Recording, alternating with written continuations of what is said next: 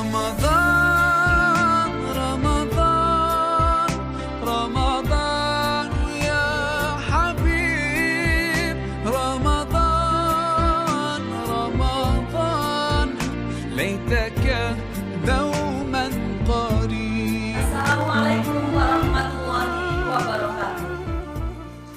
Bagaimana anak-anakku kabarmu hari ini? Masih sehat ya? Tetap semangat menjalankan ibadah puasanya? Alhamdulillah. Anak-anakku yang Bu Guru sayangi, ada salam rindu di sini untuk kalian semua yang ada di rumah. Bu Guru berharap kalian selalu ada dalam lindungan Allah Subhanahu wa Ta'ala dan lancar menjalankan ibadah puasa di bulan Ramadan yang penuh berkah pada tahun ini. Anak-anakku yang berbahagia, hari ini adalah momen terakhir kalian mengikuti pondok Ramadan via online di sekolah kita MI tercinta.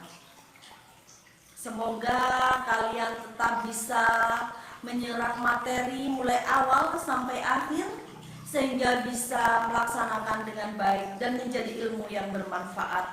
Amin ya rabbal alamin. Baiklah anak-anakku, sebelum materi kali ini akan disampaikan oleh Bu Guru, sebaiknya kita berdoa dulu kepada Allah agar kita diberi kelancaran pada hari ini. Berdoa mulai.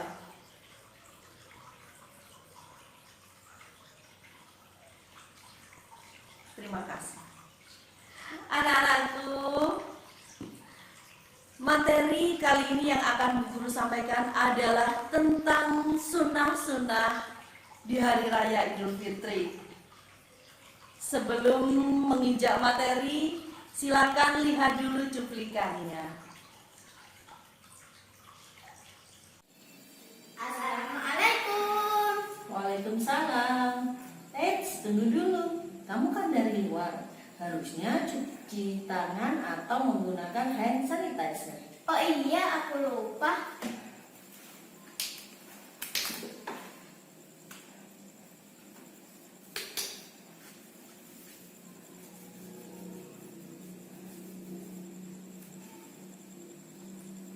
Ma, tak lagi kan lebaran. Aku kok nggak dibeliin baju baru?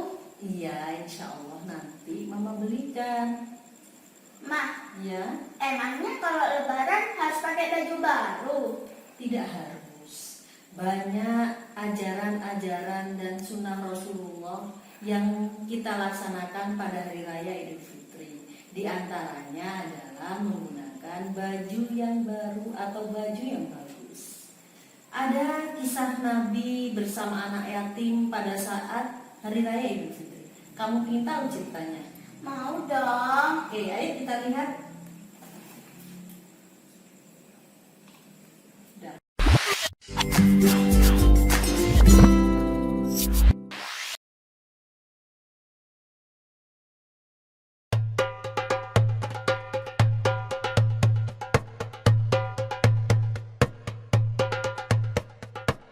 Seperti yang telah kita ketahui, Nabi Muhammad menaruh perhatian yang sangat besar terhadap anak-anak yatim. Pada suatu hari raya, Nabi Muhammad pergi keluar rumah untuk melaksanakan sholat Idul Fitri, sementara anak-anak sedang bermain dengan gembira di jalanan. Namun di kejauhan, tampak seorang anak kecil duduk berseberangan dengan mereka yang sedang bermain. Dengan pakaian sederhana dan tampak murung, ia menangis terseduh. Melihat hal itu, Nabi Muhammad segera menghampiri anak tersebut, lalu beliau berkata, "Nak, mengapa kau menangis dan tidak bermain bersama mereka?" Anak kecil itu tidak mengenali bahwa orang dewasa yang sedang berada di hadapannya adalah Nabi Muhammad yang merupakan utusan Allah. Ia pun menjawab, "Paman, ayahku telah meninggal. Ia mengikuti Nabi Muhammad dalam menghadapi musuh di sebuah pertempuran, tetapi ia gugur dalam medan perang tersebut." Nabi Muhammad mendengarkan dengan seksama rangkaian peristiwa dan nasib malang yang menimpa anak tersebut. Anak itu pun melanjutkan ceritanya. "Ibuku menikah lagi. Ia mengambil warisanku yang merupakan peninggalan ayah. sedangkan suaminya mengusirku. Kini aku tak memiliki apapun, dan hari ini aku melihat teman sebayaku merayakan hari raya bersama ayah mereka. Perasaanku dikuasai oleh kehampaan tanpa ayah, karena itulah aku menangis. Mendengar penjelasan dari anak malang itu, hati Nabi Muhammad runtuh. Ternyata masih ada anak-anak yatim dari sahabat yang gugur membela agama dan Rasulnya di medan perang yang mengalami nasib malang seperti anak itu. Namun Nabi Muhammad segera menguasai diri. Nabi yang duduk berhadapan dengan anak ini segera menggenggam tangannya. Apakah kau sudi bila aku menjadi ayahmu, Aisyah menjadi ibumu, Ali menjadi pamanmu, Hasan dan Husain sebagai saudaramu, dan Fatimah sebagai saudarimu? Tanya Nabi Muhammad. Mendengar tawaran itu, anak itu seketika mengerti bahwa yang dihadapannya adalah Nabi Muhammad SAW. Kenapa tak sudi wahai utusan Allah? Jawab anak ini dengan senyum terbuka. Nabi Muhammad kemudian membawa anak angkatnya pulang ke rumah. Di sana anak ini diberikan pakaian terbaik. Ia dipersilahkan makan hingga kenyang.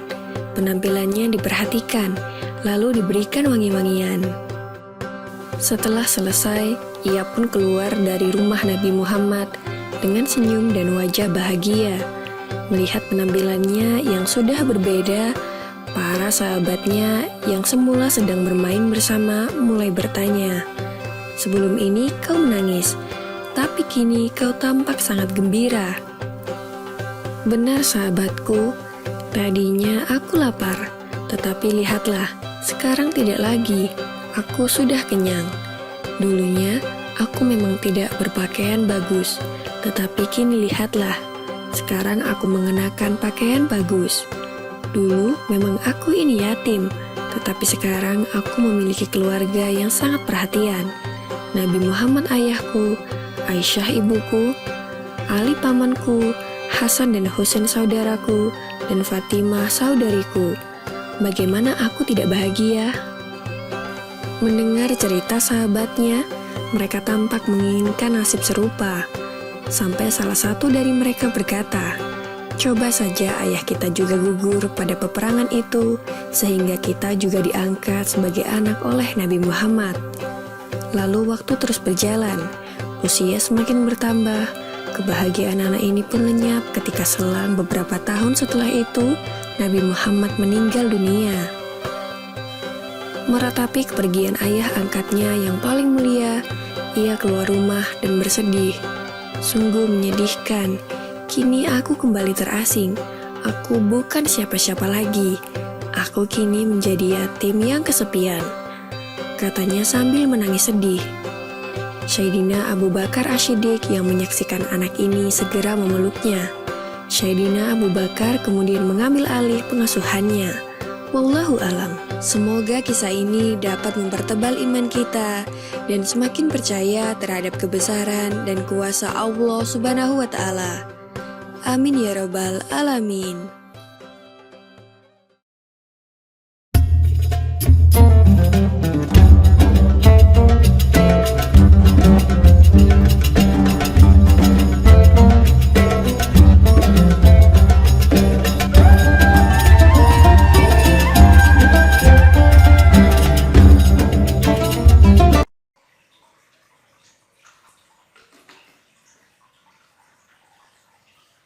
Bagaimana anak-anakku? Sudah melihat kisah Rasulullah dan anak yatim pada hari raya Idul Fitri? Bagus kan ceritanya? Kalian bisa mengambil hikmah dan pelajaran dengan cerita tersebut. Anak-anakku, baiklah, Bu Guru mulai materinya. Kalian duduk yang rapi, duduk yang cantik, mendengarkan materi tentang amalan-amalan sunnah pada hari raya Idul Fitri. Lebaran sebentar lagi. Baiklah anak-anakku, materi ini akan membahas tentang amalan-amalan sunnah di hari raya Idul Fitri. Di antaranya yaitu sholat Idul Fitri, puasa Syawal, dan silaturahmi. Pada sholat Hari Raya Idul Fitri, yang akan kita bicarakan adalah bagaimana pengertian sholat Idul Fitri, hukum dan dalilnya, serta kapan dan di mana disunahkan kita melaksanakan sholat Idul Fitri. Kemudian kesunahan apa saja yang diajarkan oleh Rasulullah pada saat sholat Idul Fitri, kemudian juga tata cara sholat Idul Fitri. Hari Raya Idul Fitri berasal dari bahasa Arab, yaitu dari kata Id dan Fitri. Kata Id berarti kembali, serta Fitri berarti suci atau bersih. Jadi Idul Fitri mempunyai arti kembali suci atau kembali bersih. Sholat Idul Fitri adalah sholat 2 rakaat yang dilaksanakan oleh seluruh umat Islam pada setiap tanggal 1 Syawal. Kemudian sholat sunat ini dilaksanakan setelah kaum muslimin melaksanakan puasa Ramadan selama 1 bulan penuh. Sholat Hari Raya Idul Fitri adalah sholat sunnah muakkad, yang artinya sholat sunnah yang sangat dianjurkan oleh Nabi. Dalilnya adalah kana Nabi sallallahu alaihi wasallam yusolli binal fitra wa syamsu ala qayyidir ramhaini wal adha ala qayyidil ramhin, muttafaqun alaih. Artinya, Nabi pernah sholat Idul Fitri bersama kami, sedangkan matahari tingginya kira-kira mencapai 2 tombak, dan sholat Idul Adha kira-kira 1 tombak.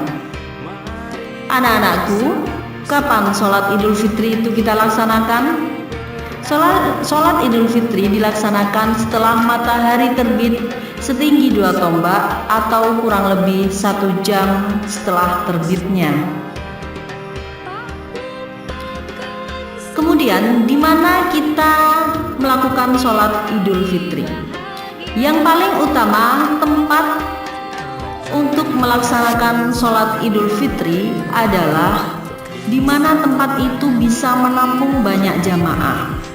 Apabila masjid dan tanah lapang yang tersedia sama luasnya, maka sholat Idul Fitri lebih baik di masjid saja. Sebab umat Islam tidak hanya mendapat pahala sholat, tetapi juga mendapat pahala iktikaf. Baiklah anak-anakku, sekarang kesunahan sebelum dan sesudah sholat Idul Fitri. Yang pertama adalah sebelum berangkat ke tempat sholat kita dianjurkan mandi dulu. Kemudian memakai pakaian yang paling bagus yang kita miliki.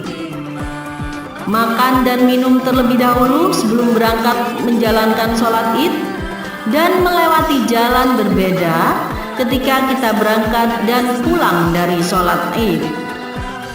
Kemudian kesunahan berikutnya adalah mengumandangkan takbir dan mendengarkan khutbah Idul Fitri.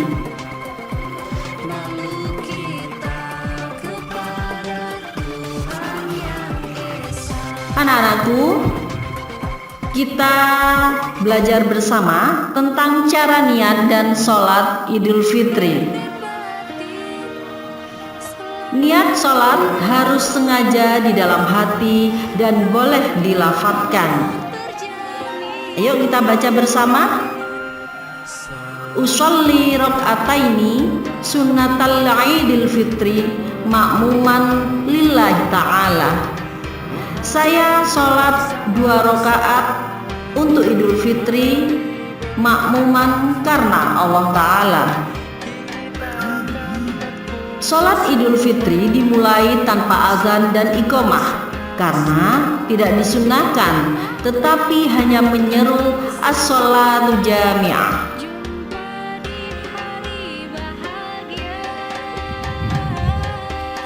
Kemudian takbiratul ihram dan dilanjutkan membaca takbir lagi hingga 7 kali untuk rakaat pertama.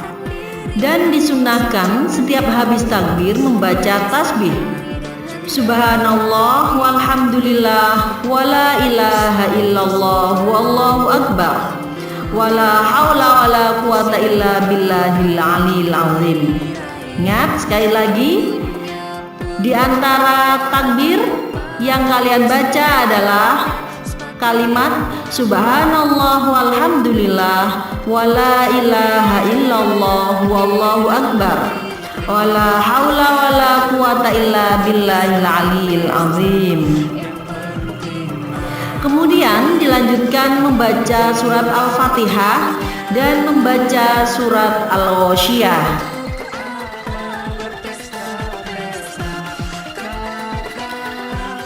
Setelah itu ruku dan sujud, duduk di antara 2 sujud, dan seterusnya hingga berdiri lagi seperti sholat biasa.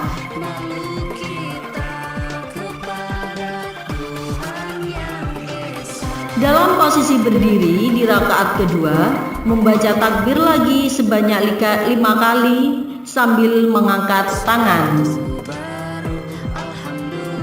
Anak-anakku, setelah sholat id, jamaah disunahkan untuk mendengarkan khutbah terlebih dahulu. Itu tadi anak-anakku, amalan-amalan sunnah yang harus kalian laksanakan pada saat Hari Raya Idul Fitri. Kemudian kita masuk kepada materi puasa sunnah Syawal. Setelah menjalankan puasa wajib selama 30 hari di bulan Ramadan, umat Islam dapat melanjutkan dengan puasa Syawal. Puasa Syawal adalah puasa yang dikerjakan sesudah Hari Raya Idul Fitri sebanyak 6 hari. Puasa pada hari itu hukumnya sunnah berdasarkan hadis riwayat Muslim. Man shoma Ramadan tsumma atba'ahu satta min Syawalin kana kasyamid dahr. Yang artinya, barang siapa yang berpuasa Ramadan kemudian berpuasa 6 hari di bulan Syawal, maka dia berpuasa seperti setahun penuh. Hadis riwayat Muslim. Anak-anakku, melanjutkan materi kita selanjutnya, yaitu silaturahim keluarga. Salah satu amalan yang menjadi khas di Hari Raya Idul Fitri adalah tradisi saling bersilaturahmi dan bermaaf-maafan. Momen tersebut memang agenda terbaik sepanjang tahun untuk mempererat tali persaudaraan. Akan tetapi, dalam kondisi seperti sekarang ini, kita dianjurkan untuk tidak mengunjungi rumah untuk mencegah hal-hal yang tidak diinginkan. Kita bisa bersilaturahim melalui media sosial, melalui HP, dan lain-lain. Insya Allah hikmahnya tetap dan kesunahannya tetap dihitung sama oleh Allah Subhanahu wa Ta'ala. Sudah tahu kan kamu amalan-amalan apa saja yang disunahkan oleh Rasulullah pada hari raya Idul Fitri? Ya, Ma. Oke, sekarang waktunya berwudu terus tidur. Oke. Anak-anakku, demikian tadi materi yang telah disampaikan oleh Bu Guru. Semoga bermanfaat dan diamalkan pada saat nanti kita melaksanakan Hari Raya Idul Fitri. Bu Guru yakin kalian sudah tidak sabar untuk merayakan Hari Raya Idul Fitri bersama keluarga, memakai baju baru, makan ketupat, makan opor ayam dan lontong bersama keluarga. Silakan bersilaturahim, akan tetapi pada saat seperti ini jangan kalian sampai keluar rumah ataupun mudik. Silakan menunggu di rumah. silaturahim dengan WA, media sosial, dan telepon saja. Bu Guru yakin itu tidak mengurangi nilai-nilai silaturahim kalian. Terima kasih, mohon maaf atas segala kekurangan. Minal aidin wal faizin, wallahul muwaffiq ila aqwamit thoriq. Wassalamualaikum warahmatullahi wabarakatuh. Ramadan